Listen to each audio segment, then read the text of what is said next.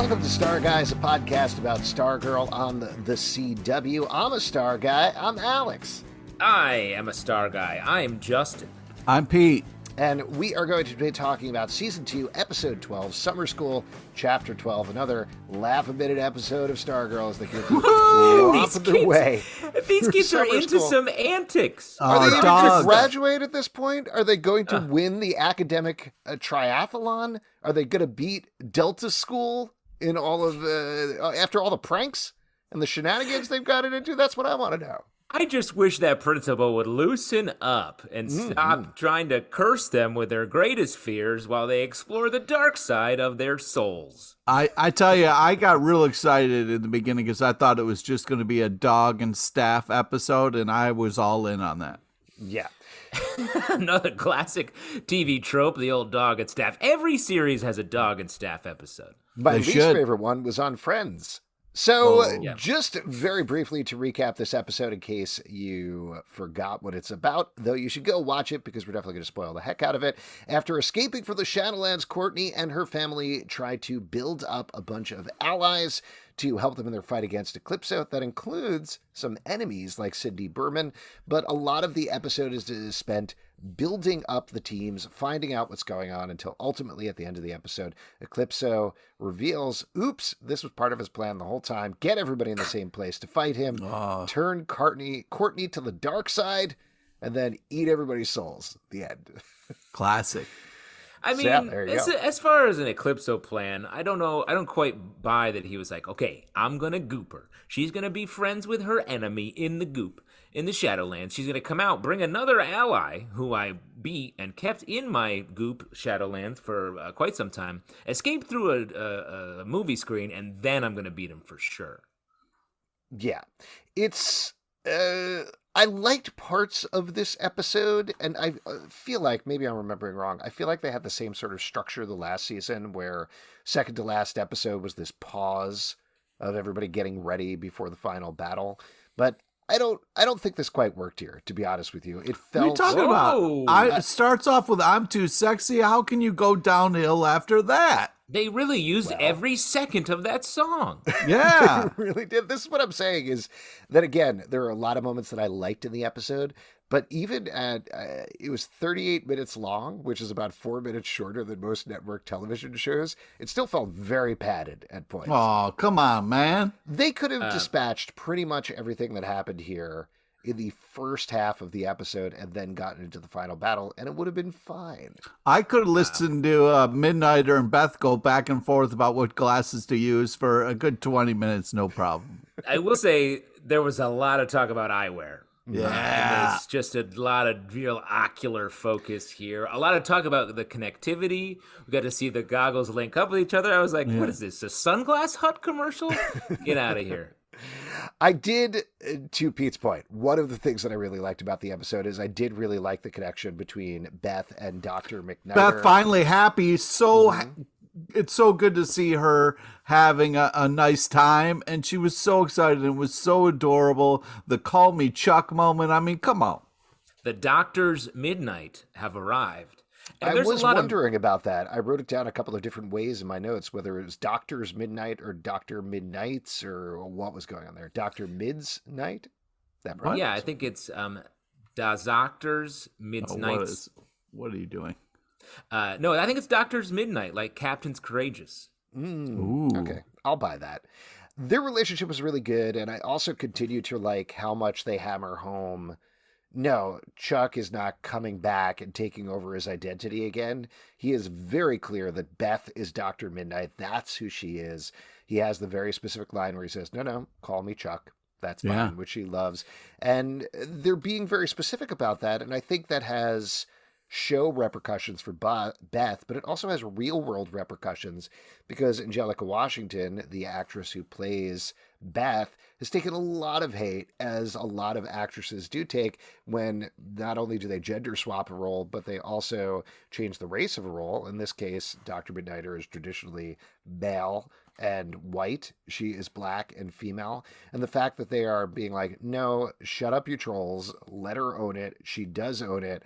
See the original characters like you own it as well, is drawing a very specific line under that. And it's appreciated and also important. It's great too, but also you got to see why we needed this newer, better updated Dr. Midnighter, because he was like, instead of calling it residue, he was like, this is afterbirth. It was like, oh, I'm glad Beth's here, because she wouldn't say that. So it's nice.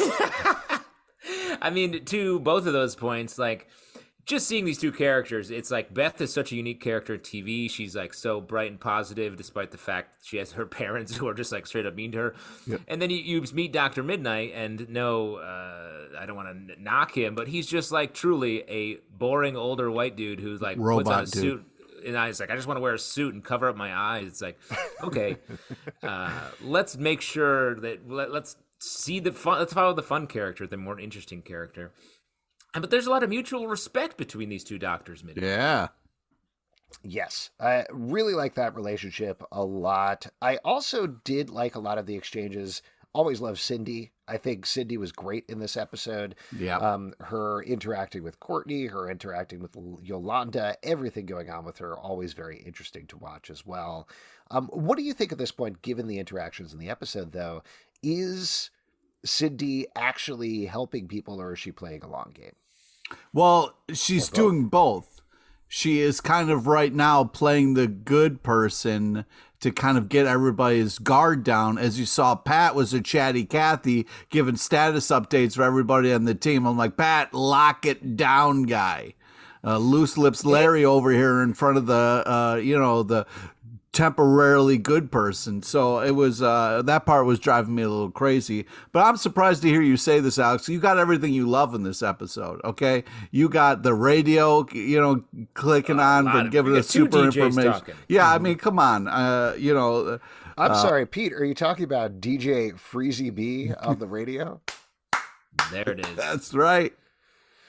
Love that. Come on. Wow, we're having a lot of giant burgers falling in town lately. Wow. Did you see the size of that Big Mac?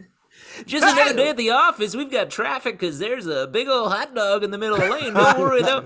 Everything cool, totally cool. Go back to normal life. Watch out for big meats. Tune into the radio station for more exposition you need to know every hour on the 10. Yeah, this is WXPO exposition all day long.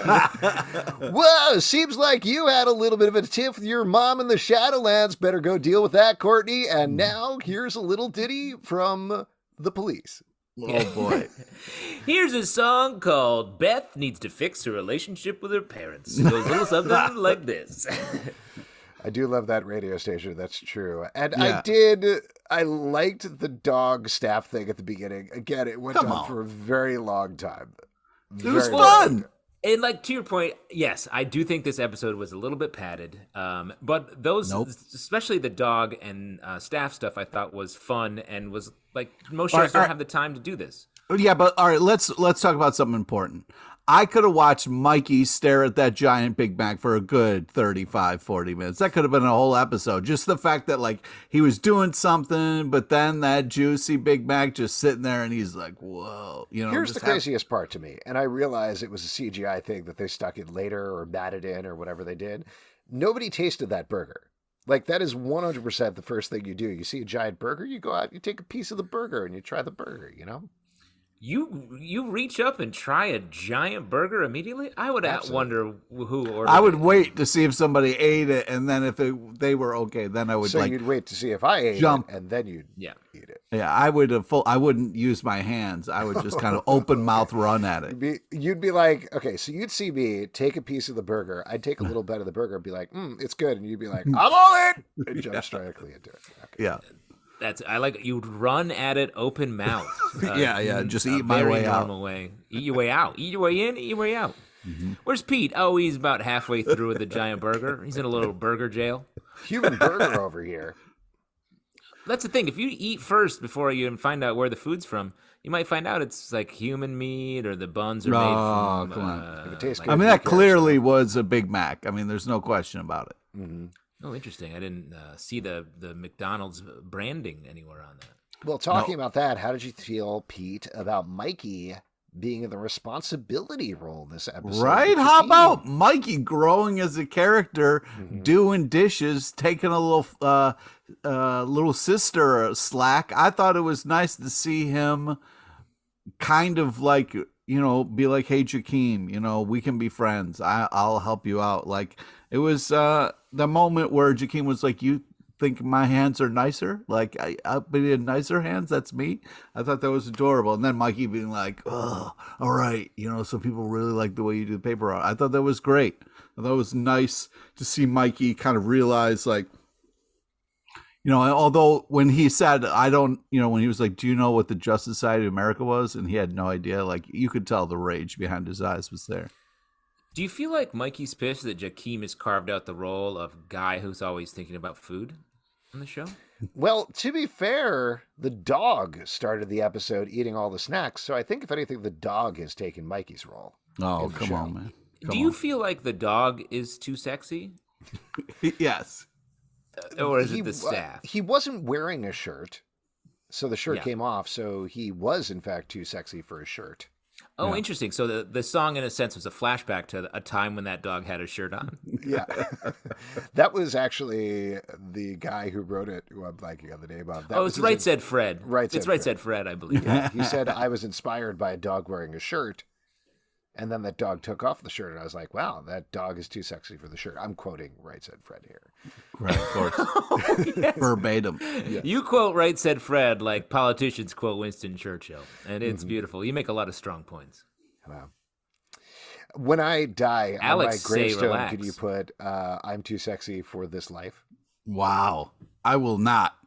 Already made. Yeah, you already formally stipulated in your will that Pete and I will be designing your gravestone. Yeah, absolutely. Yeah. Make it in the shape of a giant burger, please, so that Pete jumps straight into it and also dies. You guys can be buried together like we agreed when we started this podcast. We made that pinky promise. What were we talking about? Jakeem? How do you feel about Jakeem? Because this is his first big episode. We got hints of him, mentions of him in the first season. We got to see him a little bit earlier in this season, but this is the first time we're actually getting to see him as a character. So how do you feel knowing the character for the comics, having him teased for so long? Were you pleased? Were you disappointed? How are you feeling? Well, in this, I like Jakeem in the comics. I like the actor playing Jakeem. He seems just genuinely just very nice, innocent kid. And two things. I don't know how that factors into the larger story that we're telling this season, which seems to be about embracing darkness. And we should talk about that here in a second with our boy Pat. But I don't see Jakeem embracing darkness here. And then setting aside the comics and the fact that Jakeem does take on the Thunderbolt in continuity, it just would make more sense for Mikey to have the Thunderbolt, I would think. Mikey's whole thing this season has been like, how can I get involved? And then he had it, gave it up, and now doesn't have it and is just sort of around. So it is a little strange to me in general. I could see a situation, and I don't think we'll get this in the next episode, but a situation where Jakeem is now on the JSA and Mikey is still on the outside, and that's frustrating for him. I still don't think we're going to go full-on dark Mikey or anything like that, but it's possible it could drive him in another direction towards whatever his destiny is. Yeah, but in this episode, we're getting a Mikey growing and Jakeem kind of entering the fold. I think hopefully they're going to be a kind of duo and be able to work together moving forward. I hate to see them pitted against each other. We just got Jakeem. It's been a long awaited. And I will mention, just to clarify, when I'm talking about Mikey's destiny, that's accidentally creating mix-ups at the fruit roll-up factory where he's going to work. Oh man, my mouth just started to water. Yeah. Oh, what a gig. Liking Kix. Is that the cereal? Mikey, he likes it. Yep. That's truly where he will get a job, full-time. I think that was Life cereal. Mikey likes it. Ooh, you're right. It's Life. There you go. Or maybe it was Life, the board game. Oh, and boy. Mikey ate that. They're like, whoa, Mikey likes it. It's a board game. Yeah. He's eating it. Mikey, That's he bad. lifes it. What were you going to say, though, Justin? Time Life magazine. I think I was just saying that same stuff, but Oh, you were gonna circle back around to Pat. yeah. So we've talked a lot about how this season is about like there's a gray area between good and evil, and that's the area where everyone honestly lives. And then we get in this episode, Dr. Midnight, the older Dr. Midnight, is saying, Charles McNider, he's saying Courtney is the sort of the torch of hope that we need to rally around. And then we see on the other side of that, Pat goes and tries to reason with Rick's uncle to drop the charges so that he can get out of jail. He gets a note that says, go to hell. And Pat, not thinking too much about it, locks the door. Well, I think he was thinking straight up tortures him, we think. Well, I don't think so. All right, first off, back up the truck a little bit. What's interesting is Dr. McNider is saying, hey, Courtney's got to be this bright light of hope, just like doing all the right things. She is going to be the one that saves the day. Cindy is kind of saying like, hey, you got to fight dirty. You got to be able to get evil, which is a mixed message. And Pat is saying like, you're going to mess with me? Like, I'll shut this door and I'll talk in a monotone voice for hours on end until I get what I want. Pat didn't get in his face. He didn't go at him. He sat down and got comfortable. Like, Pat talked. Funny. That dude, that guy can't go anywhere. And Pat has got all day. So Pat just out-talked the guy and was just kind of working a little bit, So you think maybe Pat did an impression of famous actor Luke Wilson the entire time until Rick's uncle was like, all right, I'll drop the charges. I can't take it. No more wows. Enough of that, please. Wow. Killing me. Yeah, this was an interesting turn for Pat. First of all, going in and being like, hey, I know you're in traction, but... I don't appreciate what that voice here is. That's not how Pat talks. This is his voice. I'm just... No. It's him talking, actually. I'm playing stuff I recorded from the show. It's not. He's lip syncing to actual Pat Dugan dialogue. No way, man. I love cars. That's not how he talks. That's not. The movie Cars. My brother's in Cars. Nope. Wait till they get a load of me. Also, Pat. Now I'm confused. Anyway, what I was saying, though, is him going in and, first of all, approaching a guy in traction. I don't care. I'm sorry. Rick's uncle at that point, like, he's a bad guy, absolutely. But Pat being like, maybe you can kind of let him go. You've been in the hospital for a couple of weeks, can't move your body. That's cool, right? There's no way that could work. And then Pat immediately is like, well, now I'm going to torture you. Is crazy. Like, I know they're low on the time, slow, but it's such a the turn. blinds thing was hysterical, man. It was good, and I'll tell you what, not a lot of superhero shows would do this and have this be the message. I mean, Pat, as a hero, hasn't done much this season. His stripe armor is not there. It's broken still. Still working on it. He's mostly been just sort of running around, being a couple seconds too late to do something. And then his big move is torturing a dude who's in traction.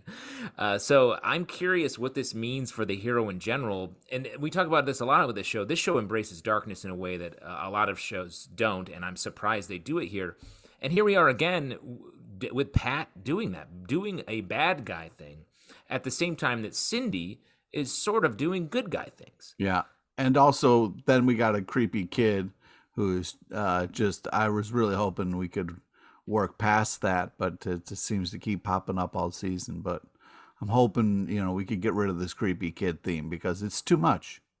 I think next episode we might see little Brucey a little bit more, but he's Eclipso, as we get to see through Beth's goggles in this episode. That's what he really looks like. And they're not going to spend a final fight with a bunch of heroes and villains beating up a little kid. That would be awesome. Like cutting back and forth between what Beth sees in the goggles and the reality, and just like, oh man, that would be fun. That would be fun. Again, though, I really liked what they did with Cindy here. I thought the conversation with Yolanda, the way that I read that, so she goes into Yolanda's bedroom and is basically like, stay away. We don't need you. Get out of here. You suck. I think that's Cindy realizing they do need Yolanda, and the only thing that's going to make her come back is Cindy threatening her like a villain. Yeah. And I think it does work. Mm-hmm. It's that classic, like tell me I can't do something or whatever, make somebody want to do it, Yeah. Which I thought was great. I really like that a lot. And again, all the stuff with Cindy, I think ultimately, as we see by the end of the episode, she is wrong that Courtney needs to find her darkness, right? Like Courtney needs to find her light, if anything, or her big light. Well, but I don't know. In the last episode, it was like Courtney needs to find to embrace her hatred to get out of the Shadowlands was sort of the takeaway, right? Well, I think we know now that Eclipso did let her out of the Shadowlands because he needs her to become bad Courtney so that he can turn her and take over the world. Yeah. She's the key to this whole plan. So that's why he let her go at that point. Yes. But I mean, I don't know I think that is what the sort of external plan is, but I don't know what the internal to Courtney logic is here, because we get the scene in this episode where she talks to Barbara and she's like, hey, I know you maybe didn't want me. And she's like, that's not what happened, but Courtney needs to sort of reckon with that darkness in her or expose it or something. There's something about taking ownership of the different parts of you as a person in this season. I'm glad that you were finally talking about Barb here. Super cool conversation between Barb and Court, kind of just like talking things out a little bit and getting, the mom's perspective on, what Courtney is worried about or has kind of things that came out in the Shadowverse or Shadow Zone or whatever. And Shadowlands, but yeah, Shadowlands, but I just think it's also, Barb telling Green Lantern, like, maybe you should rest and have some nightmares. You know what I mean? Like, it's great to see Barb helping really out. Encourage people like that. Yep. Yeah. Yes, Barb was great in this episode. I liked her bringing various food items and drinks to various people and having heart-to-hearts with them. And then the creepy hearing her name and then Court walking Shade in. whispering to her again? Yeah. Yes. Well, we saw his shadow pass by with his hat and everything. So like we suspected, he's not God. He is out there somewhere. I just mean we've seen a lot of Shade whispering to Barb here. What's the end game? She looks like his sister. That's pretty much it. So he's very tied to her. That's nice. That is nice. Yeah. I did like also Barb laying down the law with Cindy and just saying no more trouble to her, and Cindy's agreeing. And again, I think Cindy agreed, like legitimately agreed with her, because I think all Cindy wants, she wants an actual mom. She wants an actual family, and having a mom treat her like a normal kid, I think she liked that. Was my take. Yeah, I mean, I think like Cindy, like we just sort of talked about it with Yolanda, like she hates Eclipso more than anything.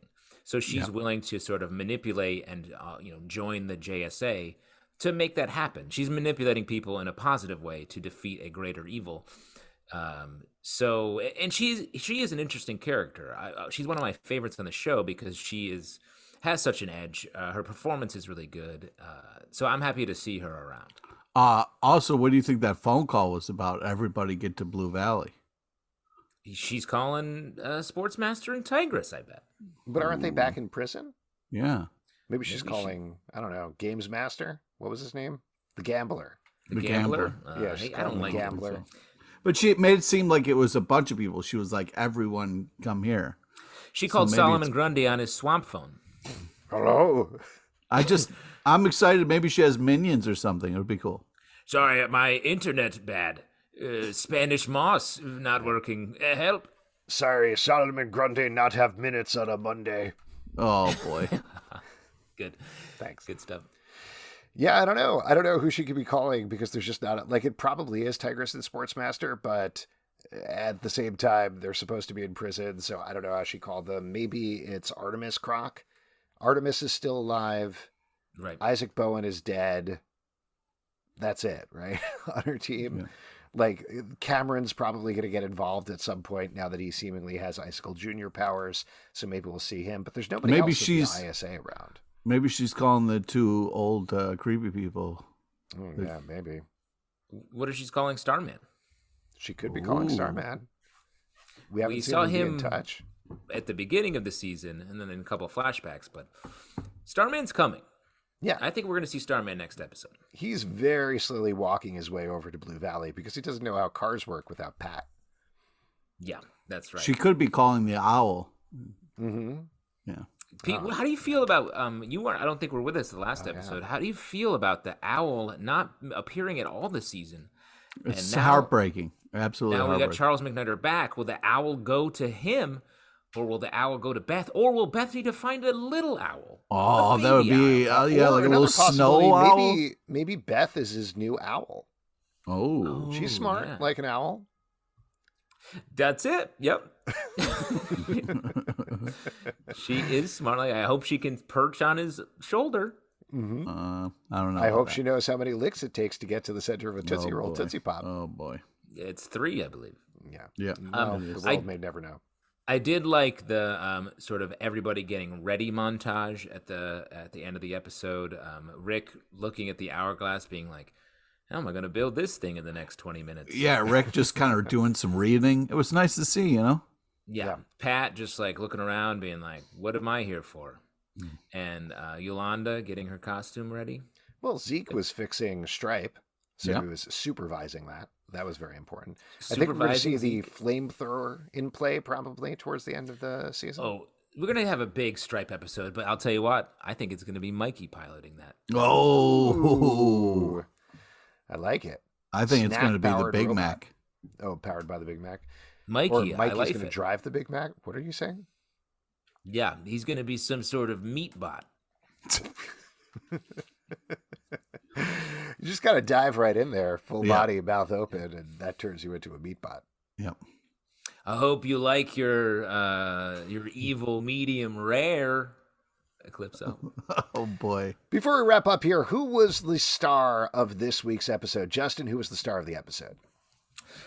Great app. I got to give it up for Cindy Berman. She's the spicy character, the character where we don't quite know where she's going to land. And she is bringing that energy and shaking up an episode that was a little bit light on content, like we said, and really emphasizing that gray area in the good versus evil matrix that I think has been the point of this entire season. What about you, Pete? Star of the episode? I was so happy to see Beth happy, so that really made it. I mean, obviously Barb, but Beth for me really killed it. Also, I love Pat's monologue that he got there. I was really feeling it. Yeah. Wow, no love for the sexy dog, says Pete. Oh, Pete says I hate the sexy dog. That's not what I said. I said I could watch a whole spinoff, Sexy Dog and Staff. I mean, come on. So Pete says, I love sexy dogs. Sexy dogs are my thing because I'm a human sexual dog. I got weird, man. I don't know what you're trying to do. Man, you guys took all of mine specifically because Pete chose 3. So I'm going to go for Courtney in this episode. I do think we're finally recentering the show back on her. That's been a very specific structural choice that they made throughout the season to give everybody else time, sort of push her to the side, to the background, to let everything sort of bubble with what's going on with her and take away all of her allies. But we're finally seeing her come back to the forefront, understanding why the show is called Stargirl as we're entering the final episode. And even if I wasn't crazy about this one, I'm still very excited to see the finale and how it all goes down. Yeah. It was super cool seeing the Eclipso Courtney at the end of this episode. Absolutely. Definitely got me hyped for the final episode, and I think this show does a good job of building everything up to that final moment, so I'm excited to see how it goes down. No more creepy kids. No more creepy kids, except probably creepy kids. If you'd like to support our podcast, patreon.com/comicbookclub. Also, we do a live show every Tuesday night at 7 p.m. to Crowdcast and YouTube. Come hang out. We'd love to chat with you about Stargirl. iTunes, Android, Spotify, Stitcher, or the app of your choice. Subscribe, listen, and follow the show at StarGuysPod on Twitter, Instagram, and Facebook. ComicBookClubLive.com for this podcast and many more. Until next time, Star Guys out. Sexy dog in.